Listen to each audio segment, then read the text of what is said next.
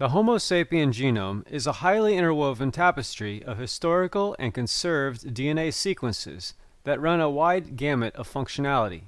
When undergoing replication, these genes are grouped into chromosome bundles that can be made visible with high-power electron microscopes.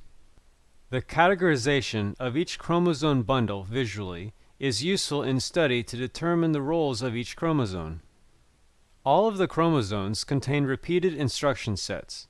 There are several possible reasons for why this phenomenon exists. Sequences perform the same function across the cell. Sequences are copied many times to ensure redundancy in highly volatile regions, or, interestingly enough, sequences are the byproduct of countless intracellular incursions by other cells, such as bacteria and even viruses. Chromosome I, for instance, is responsible for regulating the extracellular membrane matrix. Others, such as Chromosome III, maintain energy output from mitochondrial energy centers.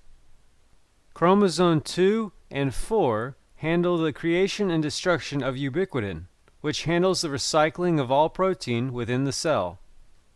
Many of the requirements for these processes overlap, and one can expect and does see similar sequences performing similar functions across chromosomes. All of these operations require various levels of redundancy to ensure that they are not lost due to replication error or accidental degradation. The size of each chromosome can provide a clue as to their individual function and significance.